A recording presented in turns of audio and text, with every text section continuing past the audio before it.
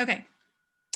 Hey, everybody. I'm so glad you could join us today. I have three awesome women with me today, three gutsy women who are running for office in Indiana.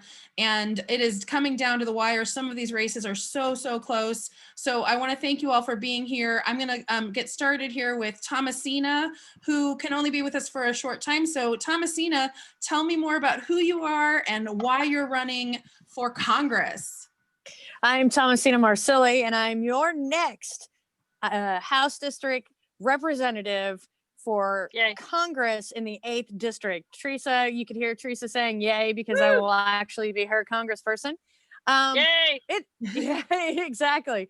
What we have right now is an opportunity to elect people who really care about their communities. And I think with all three of us as candidates, you get that in the depths of who we are. It's not just that we have the guts to knock door to door and talk to people about what we're about and who we're about. It's that we really care. And when people of our gumption, people of our guts decide to step up and run, things actually happen. We tend to turn districts. Mm-hmm. And what happens is we get people motivated and excited. From the beginning of this campaign, I remembered all of my grade school teachers, but most of them came out to support me and to talk about me and to support my campaign. And I appreciate that. Neighbors, friends, family. It has just been an amazing feat. So being the first candidate in the 8th from Spencer County, who was born here, who was raised here, who was raised in Spencer County since Abraham Lincoln, is a pretty good statistic as well. So what I would say is I'm looking forward to this cycle. I'm looking forward to when Vigo County flips back to blue and we win this. And so goes Vigo, so goes the United States. And you were just telling me about this. Can you explain what that means? Because I hadn't heard it before, and I'm from Jasper, Indiana, and I didn't know that about Vigo County. Yeah, so Vigo County has predicted every presidential race except for two, and that was in the 1800s. And even when both times Barack Obama won, Vigo County went for Barack Obama both of those times. So it is a statistical fact. In fact, when we did the Win Indiana with Linda Lawson last weekend in Vigo County, BBC was there taping all of us and talking to residents that were around town. We've had USA Today. We had the Wall Street Journal. We had Politico out there. I know Steve Kornacki has been out there. It is, and it's an exciting time. And right now, the latest poll that they just did in Vigo County has Joe Biden and Donald Trump at a dead heat. That is a 22-point swing when they told us that it wasn't going to be a bellwether anymore. So that's great signs. Indiana is a bellwether state. And what we see happening statistically across the board is the fact that, our voters are coming home. Independent voters in Indiana are coming out in droves. Kat's got an amazing chance to just smash this jerk that she's running against, right? Teresa has the same chance just to smash the jerk that she's running against. And what I would say is people are voting for people who are able to tell them what they are for, not necessarily who they're running against, right? Yes. And yes. That is what is different in this cycle. Yes. Wow. Well, very well said. And I would vote for you if you were in my, you're not my person though. So not yet. We'll see how they cut us up. Next legislative session. Yeah. We have Andy Ruff here, who's awesome. Amazing guy. Thank you so much. And now, because I do my, my work has been up till kind of this year, I've not been a political site. Actually, my website was really about body image and celebrating women for the gutsy things we do, like you keep talking about doing, and not just how we look, right? And that's what I was talking with Stacey Myers about earlier. And so what is the gutsiest thing that you have ever done, Thomasina? Well, I was a nationally registered EMT and I did 911 emergency. Oh, wow. So that's pretty gutsy. Yeah. But yeah. I would say the gutsiest thing I've ever done was run for Congress. and really put myself out there and not listen to the 4 million people that said, this district XYZ, this district XYZ. Yep. I knocked on every door that I could. I went to every private party I could. I reached the voters where they were. Yep. And you will see that throughout the district. And what I would say is the only thing that qualifies you to be on the ballot for anything is the fact that you're a resident in the area with which you decide to run. There are some age limits to put your name on a ballot, and in some cases there aren't. But when you are asked the 3,000th time as a woman candidate what makes you qualified for this position, that should always be your answer. Because the only thing that makes anyone qualified for this position is the fact that they live in that area and they have the due diligence and right to put their name on the ballot. Now, if you'd like to know my qualifications, there are several. So what I would say to you is, if you are a woman who is even thinking or considering putting your name on something, do it. If you have an inkling or consideration to back a candidate who happens to be female, do it. Because the more women we get out there, the less memes we get, the less questions of how old are you, right? Yeah. The less questions of whatever it is that it may. Do you have children? Are you married? Are you okay with running if you have children? Those things, they dissipate. And until we get out there, and until we have people like Teresa and Thomasina and Kat on those ballots, our children can't see a change. But we are seeing the change now, and we will see the change forevermore, forevermore, forevermore. Thomasina for president. Wow, let's just skip Congress and get you right into the White House, girl. Oh my gosh. I'm so glad. This is our first time really talking because there's this thing that happens whenever someone is like-minded, like, I got you, you know what I mean? And so there's almost like this, not that we don't need to talk, but it's like, if I could vote for you, I would, and I'm supporting you, right? And so I know when we saw each other in Jasper at the Stop the New Terrain Highway rally, which I really appreciate you showing up for, because my family farm is in danger of being bulldozed over. Right. With our 200-year-old cabin, that we've restored to keep it as it was originally. But we saw each other and it was kind of like, oh, you're Thomasina. We're friends on Facebook. Oh, cool. Okay, nice to see you in person. So this is our first time talking, and your words are inspiring and your intellect is inspiring. And the fact that you care about the people where you came from, and that you were an EMT. My mom was an EMT, so thank you for your service there. It's a hard job. It is a gutsy job, and it probably prepared you well for the craziness of running for Congress, because in a way, it's also, I love having these conversations because I'm 44. I've seen a lot of sexism in my life in Indiana. But here's what I'm going to tell you, and you can quote me on this. I worked for 5 years for a PR firm based in the Bay Area. I never saw the amount, which is known for sexism, right? Technology, tech world. I never saw the sexism in California, in the Bay Area, that I saw in Bloomington, Indiana. And I love Bloomington, and we think it's a really super progressive place. You can be progressive and still be pretty sexist. You can be progressive and be racist, right? And so, and it's been really interesting to me to hear women like you, to connect with women who, the more you try to kind of rise and do new things, and because, running for Congress, not that many women have run for Congress because, oh, don't you need to stay home and take care of the children? Don't you need to be a good wife? And so you're right. As we get more and more women running, there will be a new normal, and I can't wait for it. So I do thank you. And before, I don't know if you have to go in a minute, but before you go, would you share with us really quickly the gutsiest women or the gutsiest, any role models that you have? Linda Lawson by far. Aw, that's awesome.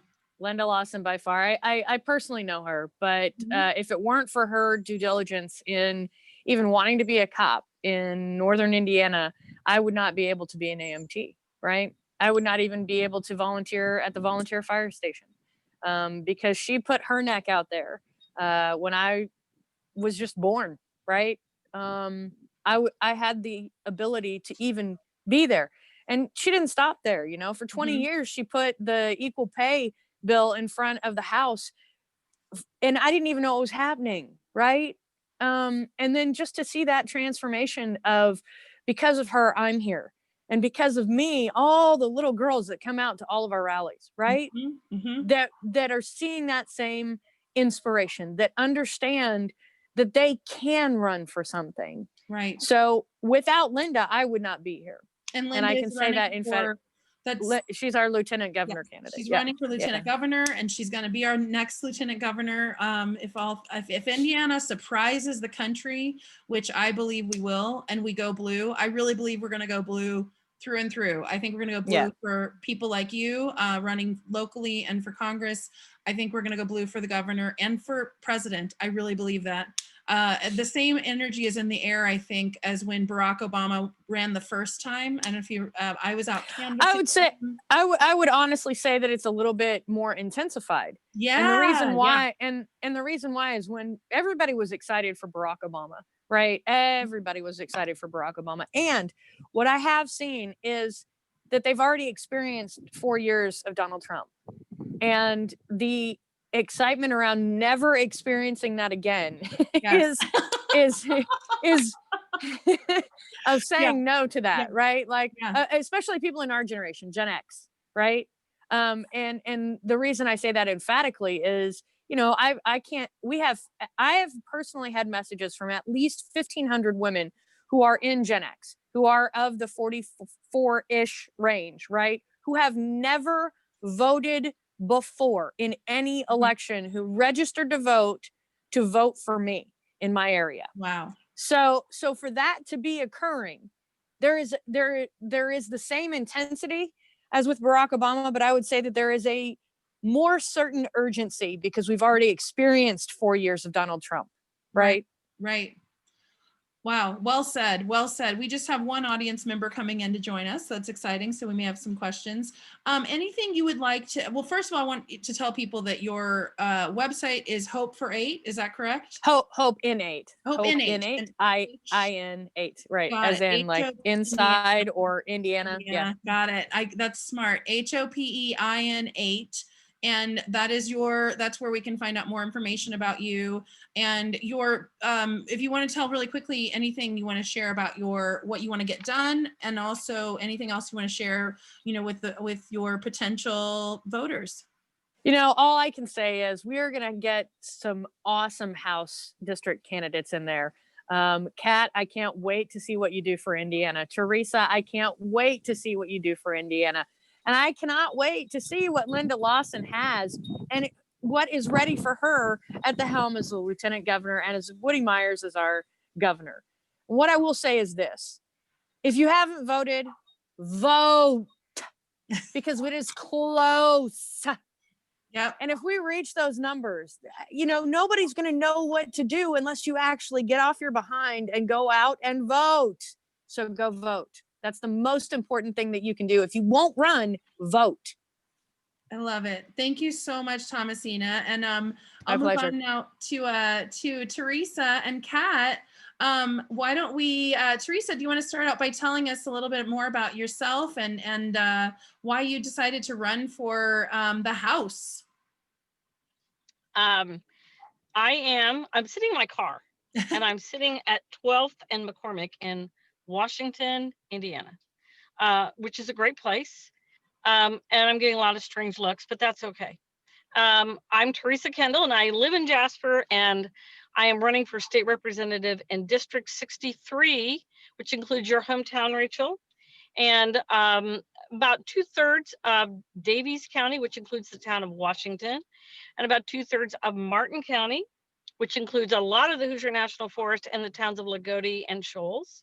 And also Pike County, the northern half of that, which includes the town of Petersburg and other rural areas around it. So the reason I'm running is because we have a state legislator that is willingly and actively going along with other legislators that have decided to build a new Super 2 highway or an expressway.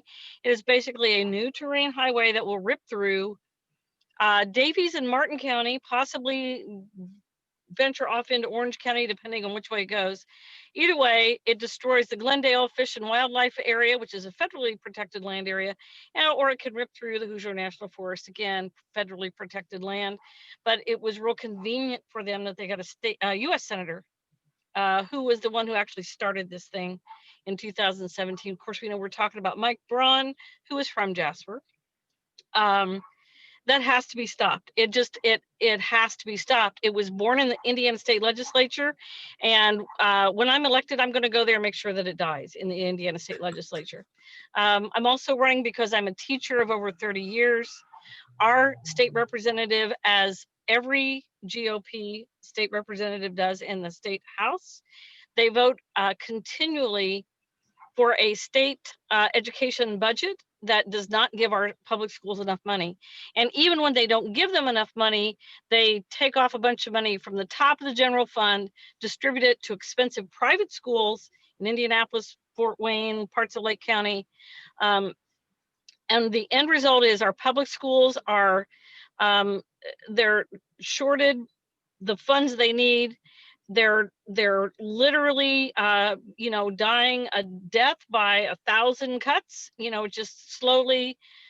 Rural schools, we're starting to see that now. We're in danger of many schools around District 63 are hanging on by a thread.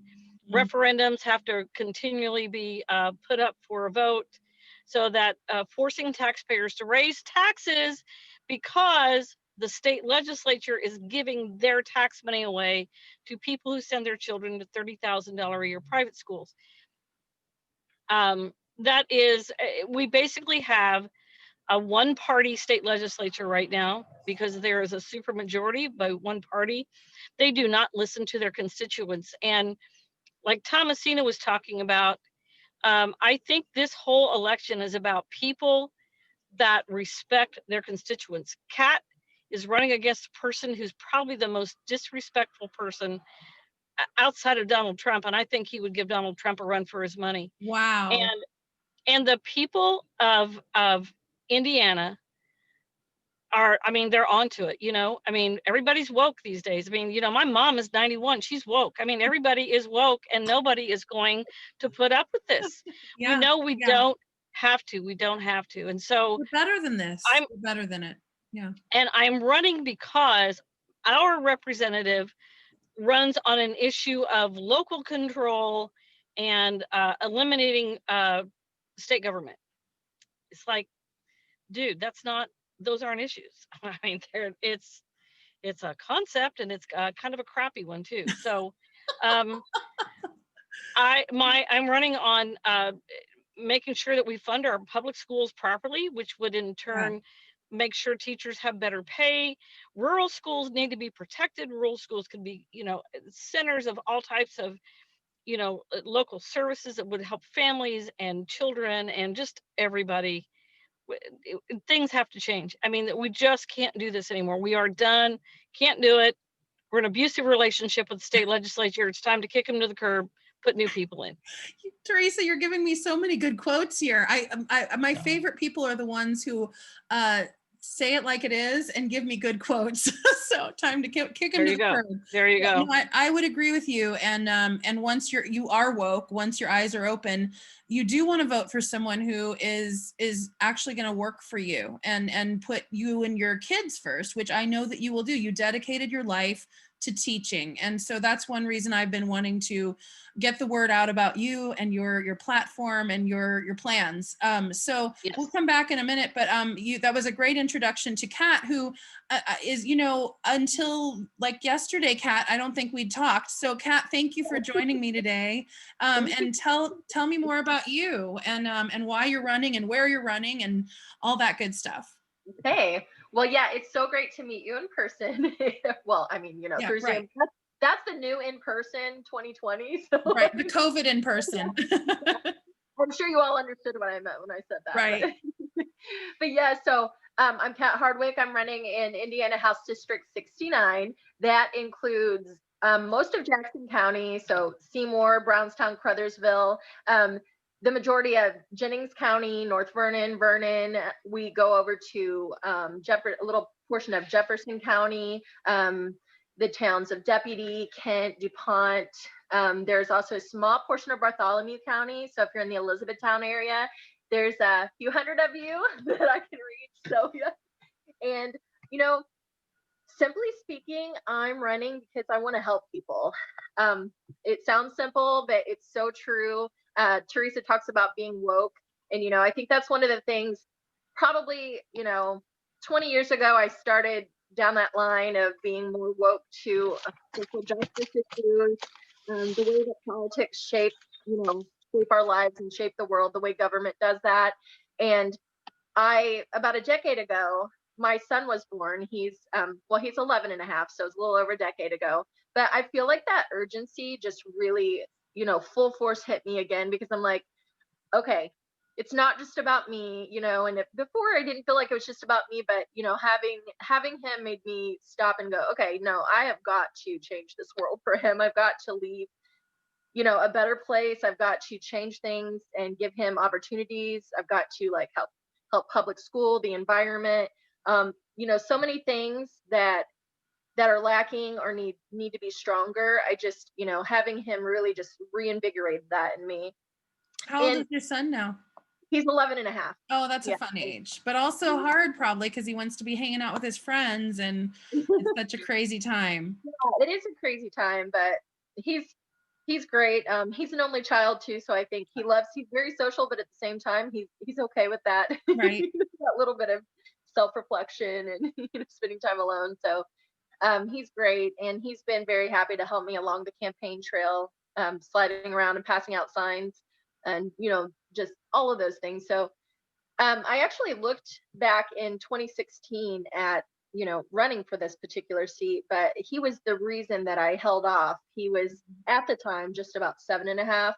So it seemed, and I'm a single mom, by the way, just to mention that. So, it seemed a bit too much for that point in time at his age. I felt like, let me slide at least to 2018, and, hopefully he'll be a little bit older and it'll feel a little bit better time wise. Well, unfortunately, my mom was then diagnosed with an incurable liver cancer coming into that election year. Oh, I'm sorry. So, yeah, it kind of halted me in my tracks. Obviously, she was given 6 months to a year to live, and which would have been the entire, process of that election, that campaign. And thankfully, we got to have my mom for 2 years and 4 months post-diagnosis. So she kicked ass in terms of, her cancer and her treatment and her attitude. But 1 year ago, actually just October 26th, 1 year ago, we lost mom. Oh, I'm so sorry. We had her funeral last year on Halloween, so this week has been a very, very interesting. Emotional. Yeah. Obviously, with everything going on with the campaign and the state of the world and that combined. But again, I after she passed away, I thought I was going to have to pass this year up because of that. I didn't think at that point in time I was ready, wasn't ready to declare candidacy or think about actually going through what I needed to do to run. But flash forward 6 months later, and we're all, quarantined at home in the middle of this horrible pandemic. I've been grieving. I've been thinking about my mom. I had a lot of time. I just spent a lot of time at home thinking and grieving and just dealing with it head on. And then my opponent, who is the incumbent here, Jim Lucas, he was sanctioned by his own party about that time when it really started to think about the way things were going. And, he had that horrible racist meme that everyone saw.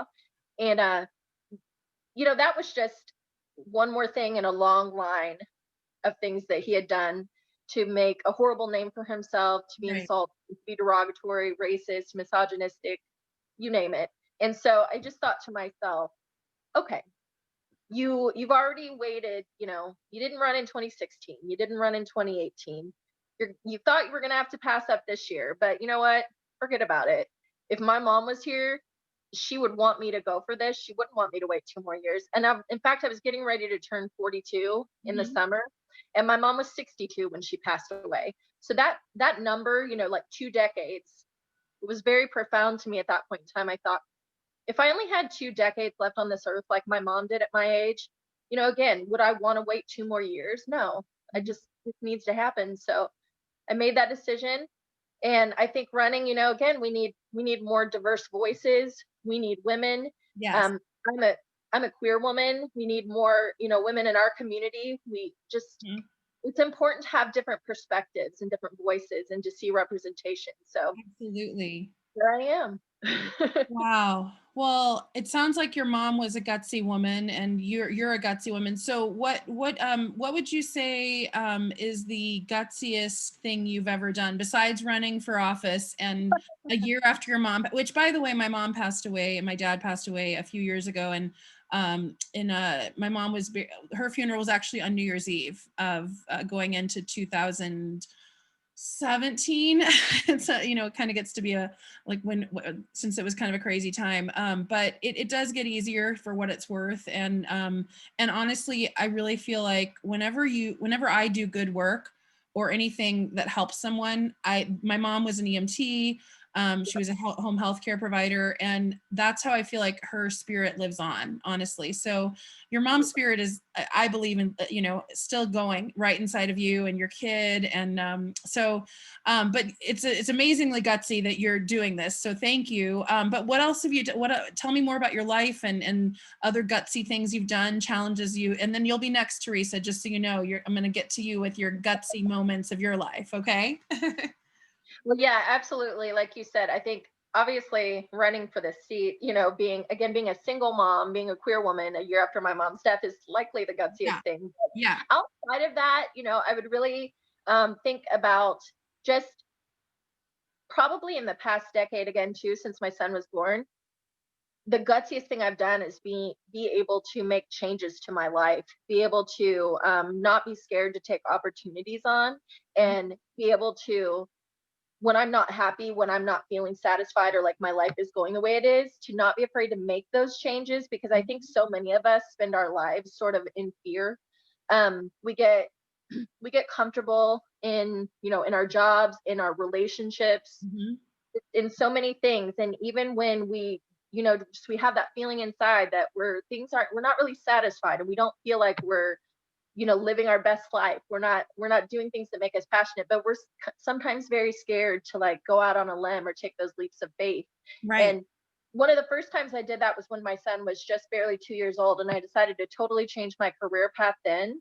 And I went back to school to become a certified pathology tech. So I've worked in that field for the past 7 years as well, which working in healthcare and that side of it has been quite a change for me. And I feel like it's given me a lot of great experience and a great point of view behind the scenes of healthcare. So, but right. yeah, doing that as I was a single mom. I was working 2 different jobs to put myself through school, going to school full time. Wow. But you know what? I just went for it. And so good for you. Good for you. Congratulations. And yeah, I think, change is hard for everyone, but for some people more than others. And I think that, I had a hard time with change when I was a kid. And felt very, secure in my home. I had a close family, and it can be hard to go out and do things on your own, but you're proof positive. I think the more you do on your own, the more you realize, oh, I did that, so good for you. Teresa, do you want to share? Teresa's driving. I don't know if we should encourage her to drive and talk, but let me have her unmute for a second, I think. I'm unmuted. I'm good. I'm good. Okay. I'm good. Tell us what your gutsiest thing is, Teresa, that you've done besides running for office, or is that the gutsiest thing? Well, no,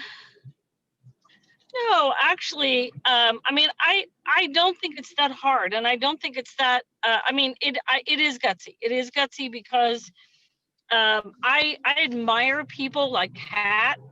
And, she's got a job and a child to care for. I admire teachers that do this because they've got, I don't know how you can teach and do this. This takes up all my time.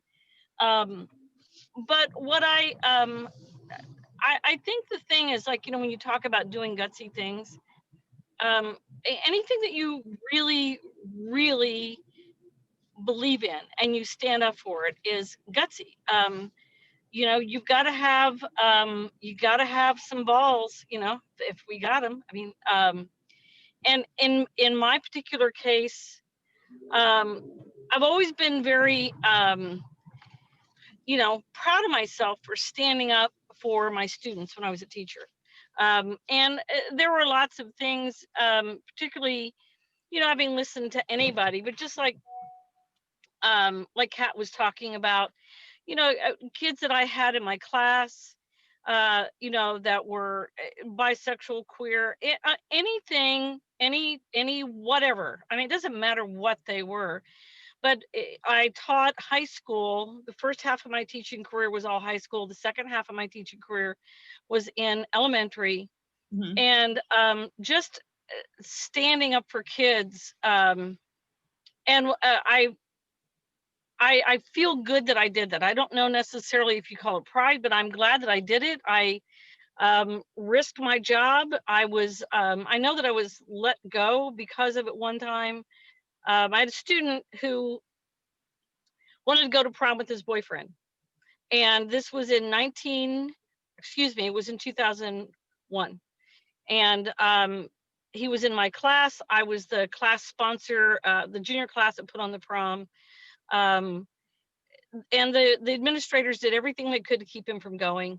And they claimed that they had a driving, a lot of schools do this, like where if you drive, you have to submit to random P tests, because God forbid you're going to be drunk coming to school. So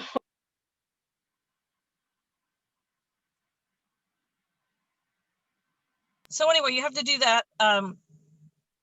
And so what they did was they did this random test on him, and they said he tested positive for nicotine. And so, they had a strict rule of, no smoking, which the state of Indiana just at that time just lowered the law to 18 to be able to smoke. Well, no, actually, I think it'd been maybe about 5 or 6 years before. But it was lowered to 18. I mean, it used to be a 21-year limit, but it was 18. Anyway, they said he couldn't go to prom because he had nicotine in his system. He was 18 years old. He worked a full-time job and another one and went to high school. He supported his handicapped mother and took care of his boyfriend, who he was committed partner, who also had a physical disability. This was an amazing young man who did all this stuff, and he wasn't going to be able to go to prom. And it just infuriated me. So I got the Indiana Civil Liberties Union involved. We got a lawsuit filed. We actually ended up going to federal court and filed an injunction against the school corporation and the principal. Good for you. Because the principal was a horrible man, and he was able to go. And what was even, and I think my proudest moment there is that all the kids there, he was my student who wanted to go there was with his boyfriend, was kicked out of school because he and his boyfriend were holding hands in the hallway, holding hands. And every kid at the prom, every single one of them went up and they held hands with them. Wow. It was awesome. It was awesome. So that kind of stuff, I'm proud that I was a part of it. It wasn't all me. And like Kat talks about, she talked about her feeling of, she needed to step up and do something. That takes guts. I don't care what it is you're doing, whether you're sticking up for somebody else. She's sticking up for people that are held hostage by that awful state representative they have over there. He is a repulsive human being. He's repulsive. Tell me how you really feel though. We have I can't say anything about my opponent. I don't object to him as a human being. I'm sure he is a nice guy. But he's just not good at his job. I mean, that's my whole thing is there are a lot of people in the state legislature that are not good at their job. Yep. The person that Jim Lucas, that Kat is running against, he's not good at his job. If you are voting for legislation that shorts public schools by about $300 or $400 million, and then you take another $300 million from them, And then you say, well, those darn teachers, look at them, they're begging for money, and we've given them, just gave them 785 million. It's like telling somebody that, you know, hey, I'm your boss, and I'm going to tell you that since you're making $20 an hour, times are tough, I'm going to ask you to take a cut to $10 an hour. And then 3 years later, you say, hey, I'm doing you a great big favor. I'm going to raise you up to $12 an hour. I've just given you a 200% pay increase. You say, but I'm still making $5 less an hour than I was before. It's not enough. It's the same thing. They took the money away from public education. Mitch Daniels did in 2008. We've never had that recovered, and they consistently whittle away, just time and time and time and time again. Rural schools are the next big target. The goal of GOP was always to have one school system in the county, and they want one county to rule over everything and have public schools. They want parents to be able to choose. Parents can always choose. They've always been able to choose in Indiana. It's a matter of who pays for it. That we are only obligated to pay for one school system, the public school system. That's what it says in the state constitution. It does not say that you will pay for whatever parent feels like doing with their kid. It says we have to provide a free education to every resident of the state of Indiana from age 16 and under. That's it. We are not obligated to pay for someone's private school. It causes some tension in areas like your hometown where I live, because there is a couple of private schools there were associated with a church. And I have no problem with that school. Very, very few vouchers are used because their schools are not $30,000 to go there. The majority of the people that send their children there pay for it. And those that can't, I mean, what it comes down to is this. When a town where you live, you're from, where I live now, the town of Jasper loses about they are denied $500,000, their school system. They were denied that in 2019, and it will probably be close to that in 2020. We don't know yet what the impact is. It's called the Voucher Impact. It's a concept that we always knew about, but Dr. McCormick, who is the state superintendent of public instruction, kind of labeled it that. It's like the impact that has on your school. It's money that you should have gotten, but you never did. It's the money, you know, your boss lowered your pay and then raises it up a little bit and never quite put all the money back on your pay. This is exactly what it is. And this is why we have teachers fleeing. I spoke to a teacher who is from, not from Jasper, from another small town in my district. She explained to me how much she makes. She makes $32,500 a year. I'm sorry, $32,350. It is not enough money to pay her car payment, her rent, her student loan, you know, all of her insurance and everything else. She had 2 interviews in Illinois. She had 1 in Kentucky, and she sent me a text message this morning saying that she is going to start teaching in Kentucky. She's going to be making $41,000. She has about her insurance is about half of what she has to pay, and she can apply for student loan relief through the Kentucky program after she's taught there for 5 years. Wow. So we're, you know, when you are in Southwest Indiana, we are subject to losing teachers to Illinois and Kentucky. In Southeast Indiana, we are subject to losing them to Kentucky and Ohio. Although Ohio's not that great. They're kind of in the same spot we're in. What it comes down to is we are losing our most valuable resource, which is our teachers. And then we have a state legislature that's willing to come in and take another valuable resource that we cannot replace, which is our state forest, Hoosier National Forest, our farms, our historic homes. They're willing to take that away. And it, as I said before, people are woke now. They're not going to put up with it. Yeah. We don't have to. We don't have to. We know when my 91-year-old mom says, you know, this kind of stuff is, you know, not right. I mean, she gets it. She's always gotten it. My mom's always been pretty much woke. But anyway, it is, you can't do these things. I mean, we can't keep people out of the political system. Right. I'm very proud of Kat. I'm very proud of Thomasina. for, you know, all the people that say, oh, well, you can't do that. And we all know what that you means. And it's like, you know, let's just say it, you know, what, because they're gay, because they're women, because what is that you? Yeah. It's like standing up for the kid that couldn't go to the prom or got expelled or got suspended for holding his boyfriend's hand. You know, women don't tolerate it. I mean, women don't do this. Women are, you know, we care for people, we nurture people, and we love everybody. You know, I love my opponent. I hope the best for that guy. Mhm. I hope everything goes well for him. I hope that he doesn't win because I want to. But at the same time, you know, I want people in the state house to do their job, and I want that job is to make government work for us, Right. for the Right. people in that district. And if it doesn't work, then you are bad at your job and you need to get out. Yeah. And right now we have probably about 30 or 40 of them that are really bad at their job. A state legislator makes about $26,000, I think is what the new salary is. You make $181 a day on top of it. Oh. So they're making about 50, they're pulling down 50, about 60. And you know, I don't disparage anybody for what they make if they do their job. But they don't do their job. They're Yeah. not It's doing simple. It's their that simple. job. Yeah. I agree. They're not doing their job.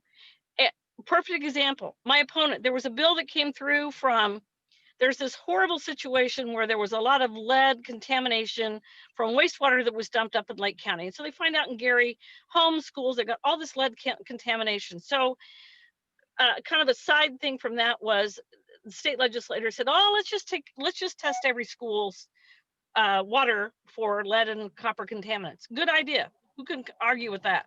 Mhm. So it's not a big deal. It's not something really hard or expensive to do. The bill comes through, everybody votes for it, including my opponent. Says they're going to test the water once a year, but there's no provision on who pays for it or what happens. So it goes into the state Senate sends it back with an amendment. And this amendment says we're going to test the water every year, every school building, but the state is going to pay for it. Well, guess who voted it down then? Guess who wouldn't vote for it? My opponent. He didn't care. He did not care about the lead and copper contaminants in the water. He cared about who paid for it. He cared about who paid for it. Mm-hmm. He was the only person that voted against it. The only person. It goes back to the Senate. They do another amendment and they say, okay, what we're going to do now is we're going to make it so that you have to seek state or federal grants to pay for it. And then he voted for it. Now, how much money do you have to be worried about to not worry about those children? Yep. It is, you know, I'll let something else go, like a highway we don't need. Right. You know, like paying for a separate school system that we don't need to be paying for. You don't not test the water because it might add $500,000 out of some budget. They can find the money. Oh yeah. And that's what I'm saying is we don't need someone in the state legislature that has priorities that don't match up. Did he go around and ask every parent, you know, knock on the door? Excuse me, would you like for the state to test your kids' school water pipes if the state paid for it, or if, you know, we had to not pay for it? And they'd say, of course, pay for it. You know, Right. pay for it. Right. Just pay for it. Good God, pay for it. That's the kind of thing. That's the kind of thing that makes me crazy. Oh yeah. Yeah. Now, whether I don't believe I'm interpreting the scenario there wrong. I think that's the basic concept of it. But Cat is up against a guy that does stuff just like that. He'll introduce ridiculous legislation. About the only thing he's really done is he's been in the forefront of trying to get cannabis, legalized, use of cannabis legalized in Indiana. And what really bothers me, let's just take the most wacko guy in the whole state legislature and let him lead this initiative. It's like, okay, I think the reason they let him go with is a lot of them don't want to touch it. And they say, well, if he brings it up, everyone's going to think he's nuts. And that's basically what it is. And we need to do something about that. I have a son who has had a major traumatic brain injury, and he could benefit greatly from medical cannabis. There's a friend of my husband's who lives where we live, who's in chronic pain. He could benefit from medical cannabis. I know cancer patients who could benefit from medical cannabis. And every citizen in the state is forced to break the law and go across the border and bring it back into Indiana, or break the law and use it in Indiana. But I mean, when you are in that much pain, when you have uncontrollable seizures, and the only choice you have is to spend, as we were having to do before my son got on Medicaid, $1,200, $1,500 a month on medication. Wow. Medical cannabis is like, why isn't this happening? Right. And I've gone on way too long. I was going to switch it back to Kat, because I'm curious to hear what you think, Kat, about, since you brought up cannabis and you brought up important topics like cannabis and public schools. But let's start with, because I have to be honest, I knew Jim Lucas's name before, but that's the only thing I knew, was that there was this Republican who was supporting legalization. So Kat, can you tell me how you feel about legalizing cannabis, and also what you feel like is most important, to why you have to beat this person and you think that you'll be the better leader? Right. Yeah, absolutely. And everything that Teresa just said, I completely echo in regards to cannabis. It's actually one of my 4 major platform issues that's listed on my website. 100% would champion this cause tirelessly. It's extremely important from a medical standpoint, in so many ways. And in a mental health, for mental health, there are so many different reasons that cannabis would be just so important for people. So that aspect of it is, for why I'm very committed to it. I know people right now, like Teresa mentioned, that are breaking the law for their health. It's ridiculous. How many more ways can we fail people from a healthcare perspective? Well, let's just talk to Pence and Holcomb. What's the holdup? We're on an island here in Indiana, and it's ridiculous. And in addition to obviously putting people first in regards to the healthcare aspect and component, we have all of this revenue that we could be bringing in. I mean, we live in a rural state. There's so many things that could be beneficial with, hemp production. Just a million things. So it's crazy to me. It is so crazy to me in 2020, with all of the research we have, with all of the other, places that have already legalized this. I can't believe we're here still now fighting for it. It's ridiculous. Yeah.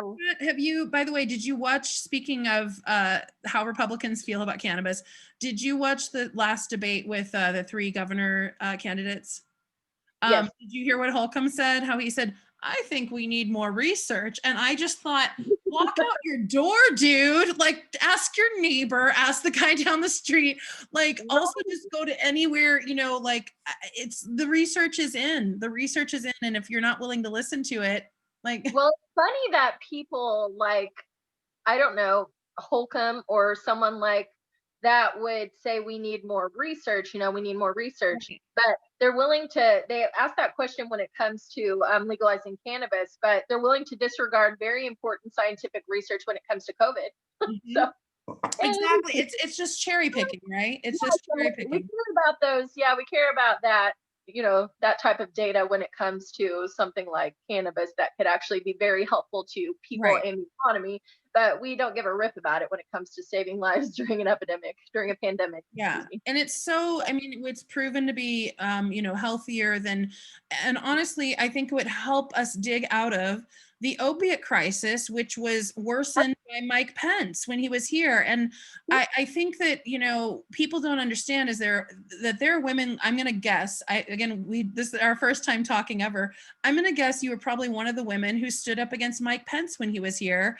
If you were at the march in 2016, I think, I dressed like a giant feminine pad and it said, "Stop this menstrual cycle." And we tried to stop it here, and then it just went national. And I feel like, honestly, part of me is like, we in Indiana owe it to the country to try to stop him, and because he messed up so much here in Indiana, and now he's messing up the whole country, you know? Yeah, exactly. I was there too. I totally agree with you. And, you know, we talk about all of these things, and I mentioned, you know, how far behind we are on cannabis, but when you think about how many years, it's been 5 years since, you know, if same-sex marriage hadn't been federally legalized, where would we be here in Indiana?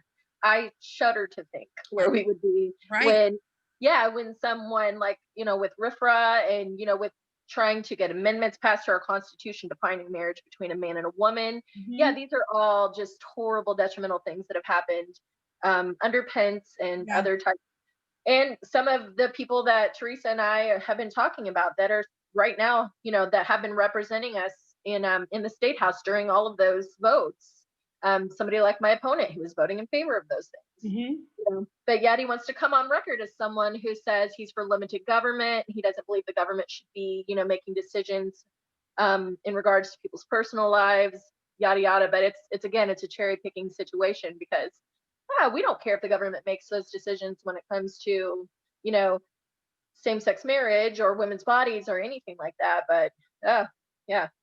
Wow. Get in there. But yeah, I would gladly pick up the torch and run with it when it comes to cannabis. So that's just, you know, out of all of the other detrimental and damaging things that my opponent has done, and we're talking about, you know, maybe that's the only good thing. Well, hey, you don't even need him for that anymore, because here I am. And with my personality and my temperament, I have no doubt that I can actually get along with my fellow legislators in the state house and actually, you know, work together to maybe make these things happen, instead of making a name for myself to, you know, just to be someone who introduces ridiculous bills, who doesn't want to work together, who doesn't want to, you know, speak for all, that has a very unilateral, you know, type of vision and a singular focus. So that's not me. So I really think that electing someone like me in his place I could very much, like I said, pick up that torch and maybe actually get something done with it.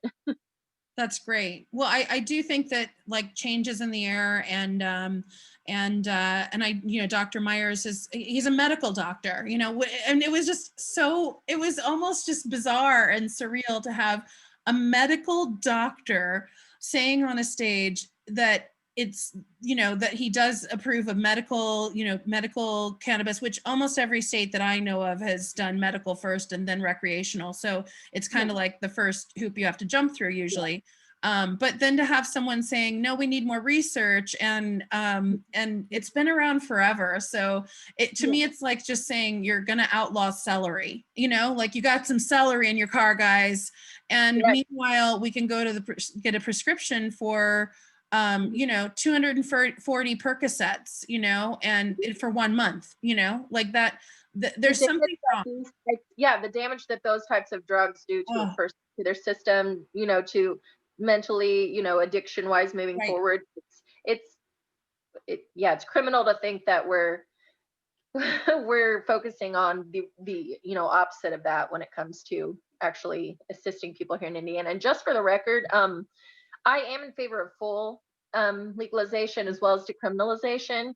I do think we need to make sure that we do this correctly, though, whatever that means. I don't know. I've spoken to a couple people with Indiana Normal, and they suggest maybe, you know, starting with medical, like you mentioned, how other states have done, and then moving on is the best bet to make it actually, to make the path to that realistic and happen. So whatever that means, I'm willing to put in the work, you know, to, like, again, work with fellow legislators and other people that know about these things, because we need to make this happen, and we need to make sure it's foolproof. So, and I mean, and it's, the thing is, we have so many blueprints now. We have California, we have Colorado, we have Oregon, Washington, Michigan, Ohio.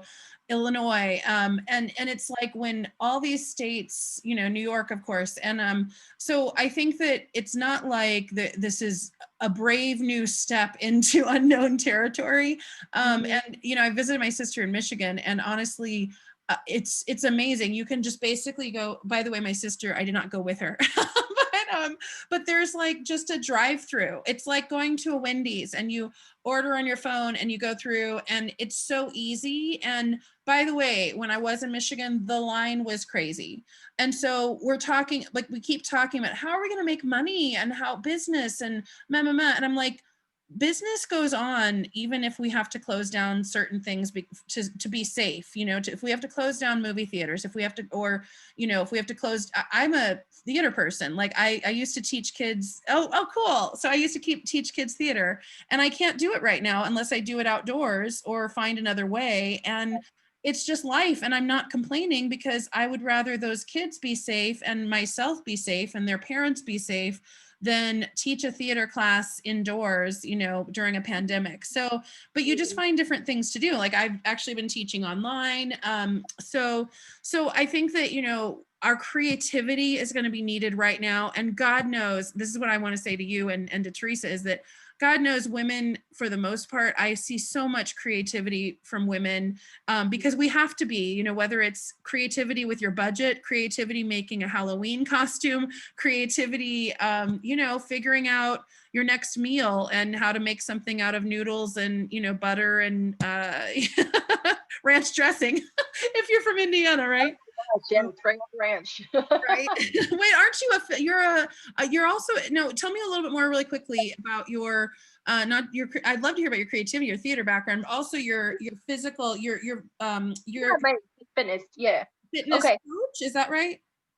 Yeah, I teach a dance or a dance Okay. class, fitness class. So, Cool. yeah, I went to school originally for theater major. I sit on the board of our community theater. It's Oh, like a huge great. part of my life. So we're so sad right now as well that we're having Right. to put things on hold for the pandemic. But yeah, my son's in the theater. It's been a major part of our life. So in addition to that, I've also, you know, music and dance has been a huge part of my background altogether. So Okay. love to dance, been a dancer for years. I started out you know, back in school, and then when I was in my 20s, post education, I started going to classes for ballroom dance, and then I started subsequently kind of teaching ballroom dance on the side. So Okay. I've done everything. I've choreographed everything from musicals, our local high school musicals, to our you know, the ones at our community theater. I've choreographed wedding dances. I choreographed I do a charity event yearly here. It's modeled after Dancing with the Stars. We do it in Jackson and Bartholomew County. Oh, fun. And We do that too. yeah, so 8 years straight, I've been doing that in Seymour, and then 5 years in Columbus. And I'm actually the current reigning champion in Columbus. We finally got #1 last year. And this was shortly after my mom died. So it was such a blessing to me to finally win. But yes, and I started within all of that, 2009, yes, the summer of 2009, I became a Zumba instructor, is what started it all for me. And then I went on to sort of create my own hybrid class that I call Body Rock. Okay. And it takes elements of all different dance styles combined with physical fitness, and we just put them together and we have a blast. We laugh, we, you know, make fun of ourselves, we work our tails off, we dance. The mental stress that we shake off is just amazing, and the community that I've gained from it with these women who are just so amazing. And you mentioned your body positivity movement, like this has been huge for me over the years too. I even hesitate to call myself a fitness instructor because I don't even really feel, you know, for me it's just about the time we spend together, all of those things that I mentioned. Loving your body, moving your body, appreciating your body and your mind. And the women, like I said, we're all together, and it's not just for women, but as we know with things like that, mostly you mostly only have women show up. For some reason, men are afraid to come dance with us. Yeah, I I found that too. Yeah, my ex-husband only went to one jazzercise class with me, and I don't think he liked it very much. You can dance, am I right, ladies? So I mean, I don't know why. I love it's so fun, and it's, you know, it's just not for everybody, you know. But I do think that, you know, one thing I realized in my life is that I had a misconception that honestly that women struggled with our body image more than men. And I do think that's still true, but having, just over time, I've gotten to meet people and date people who really have their own issues. And it's just hard because I didn't grow up with, I'm going to guess that we maybe had a similar upbringing, and that I was told I was beautiful the way I was. And I was encouraged to sing and act and dance and get good grades. And it was always about like, well, how are your grades? Are you, what are you reading? And it wasn't about, what I was wearing necessarily or anything like that. And I think, style, I was talking with, earlier, style's fun, but it shouldn't be our defining, thing. So tell me, before Teresa had to jump off, and it's been about an hour now. Time flies when you're having fun, right? But tell me a little bit though before we go about your upbringing and where you grew up in Indiana, and then and why you feel this need. Well, we've already talked about why you want to run, but why you think that you're definitely the best choice for your area. Absolutely, yeah. So I was born and raised here in Seymour.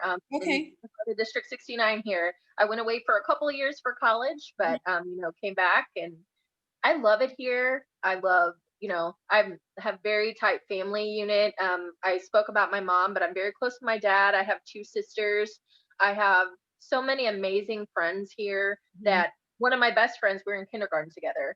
And we're still like the best of friends today. And, I've talked about all the things I've done in the community. I feel like I've been able to wear so many hats here and just involve myself in so many different types of social circles.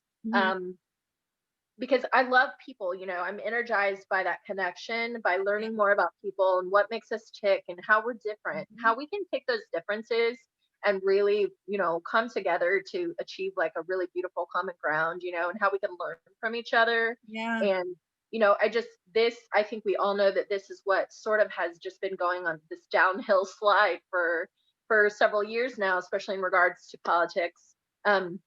Thomasina spoke of Linda Lawson earlier, and I was so blessed to meet her on the campaign trail here. She's such an amazing woman.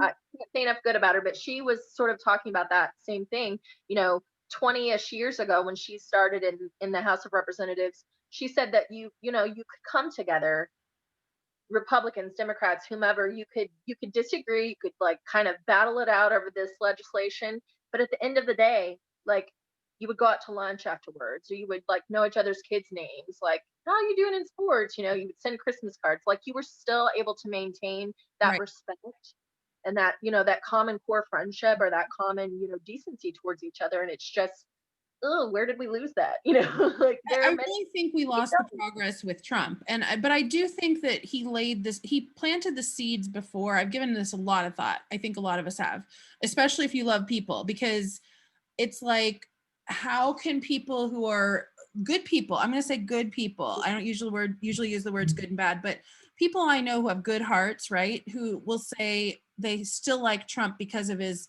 economics or whatever, And I'm just like, but at the same time, you can't say you like his economics and then that overpowers the fact that he talks about people with such just disgusting vocabulary and just lies, But I do think that he planted those seeds with shows like The Apprentice. Like it was all, people took joy in hearing the words, "You're fired," and that is a side of us. It's like, well, it's actually, I don't know that it's a side of me. And I'm not saying that to be virtue signaling, but just truly in my entire life, and I'm going to guess you're probably the same kind of person. If you like people and care about people and have empathy, I've never been one to enjoy someone else's failure.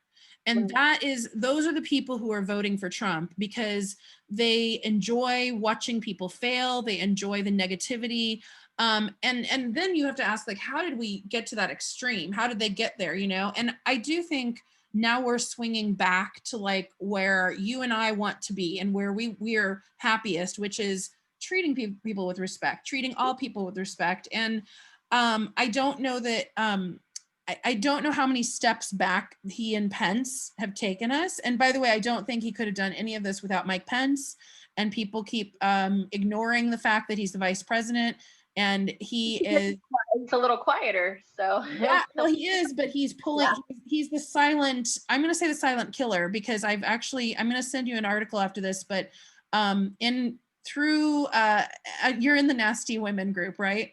Which, as you know, is the largest nasty women group of any state in the country. And there's a reason, because we're tired of the nastiness that Trump brought about. But through that, I met this activist named Erin Stinnett, who alerted me to this horrible Medicaid transportation experiment. And this experiment, in my research, and I love research, actually, I love people, I love research, I'm a nerd, I guess. I did a lot of research. I said, Erin, let's follow the money. And we followed the money. The company that Eric Holcomb hired is from, you know all about this, is from Georgia. Yeah, And Mike Pence is good buddies. He went stumping with Brian Kemp, the governor, this summer. And basically then what I realized is that not only is Southeast Trans, responsible for Indiana's Medicaid transportation, the non-medical or non-emergency, sorry.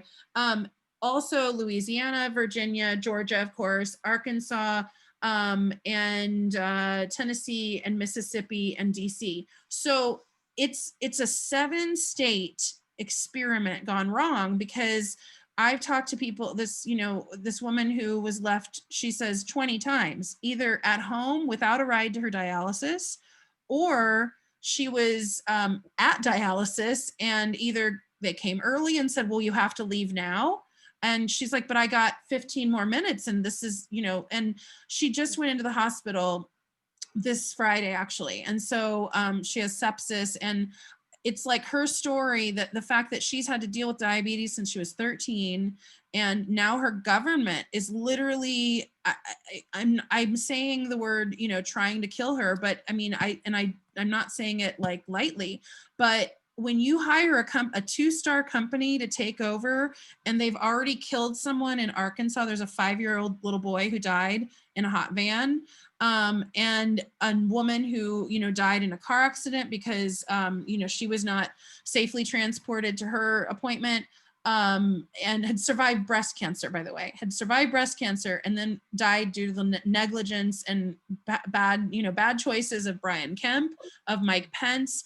So anyway, so I do think that Trump wouldn't have done as much as he has done, as much damage, if not for Mike Pence. And I do think that that's why women like you are so important. And I've been doing all I can to support, people like you. And I'm just so glad that, honestly, the Nasty Women brought us together, and Facebook brought us together. I do want to thank you for your time. And is there anything else you want to share, though, now that I just went on my rampage about, did you No, I'll just, I love that. I'll just pull all that together by saying, yes, these types of groups, this group you mentioned, Facebook, there are a lot of things we could talk about that might be a little negative in regards to social media, but let's talk about the positives. Yeah, bringing us together, helping us these relationships, connections. Early on, and it should be noted, I'm running as an independent. I had to gather over 400 signatures in my district to be able to declare candidacy. Mm-hmm. And I was able to do that in 3 weeks, just by hustling. And this was during COVID, during the kind of coming out of the height of it. So I had drive-through signature events where people can get out of their car, and we handed a clipboard. But anyway, I was reached out to by a group of women, by 2 women, Shannon Kakling and Deborah Chubb, who are in charge of the organization. They started this organization, 25 Women for 2020. They had a goal of promoting, at least 25 women, which now I believe we're at 29. That's awesome. Yes, women running for state house seats, women running for Senate seats. They wanted to do everything they could to elect these women, because they've been involved, in various aspects of politics and government over the years. And what they've, just continuously seen is the differences that happen in regards to like women running and men running. And we all know some of the most obvious differences, but they just wanted to, say, we want to provide a network of, people who can support each other. They've given me resources to help me in regards to my run. told me things that might have taken me a minute to learn myself. You know, they've been like my surrogate mamas, like through this process. But they brought me together too, like I said, with at least 25 candidates here across the state that are women running, and just given me so many more role models. Like you asked, you know, who are women that you admire, gutsy women. I have so many new women to admire now, and it's fantastic. And I count you amongst those again, and it's like, Ditto. thank you. Yeah, thank you for these groups and these organizations and women like putting them together and bringing us all together. We know, and we've talked about this off and on, we work well together because we believe in community. We believe in connection. We believe in what we can accomplish by working together. I say this so much in my campaign, and I'm like, I hope people don't think I sound cheesy or cliche, but it's so important. You know, it really is. It is. It is. It takes a village. That's a thing that people talk about, raising children. I said, you know what? No, that applies to everything. I think. Amen. Oh my gosh. I totally agree. I totally agree. Yeah. So thank you for having me here. Thank you. I feel like we can probably talk for hours still, so we may have to set up another Zoom sometime. Okay. Yeah. It's so good to meet another musical theater person, and thank you for your work, and good luck. And I'll be posting this on Facebook soon. So thanks again for making your time. And this is Kat. Wait, tell us your website before you go. Oh yes. So just my name, Kat Hardwick. So if you go to kathardwick.org, you can find out more about me, my background, my platform issues. You can send me a message there if you have any questions. And I'm on Facebook at Kat Hardwick for Indiana District 69. I'm on Twitter, Kat Hardwick. So perfect. Kat Hardwick. Thank you so much. Yeah, exactly. Thank you so much, Rachel. Thank you. Have a great one. Take care. Stay safe. Thank you. Bye. Bye.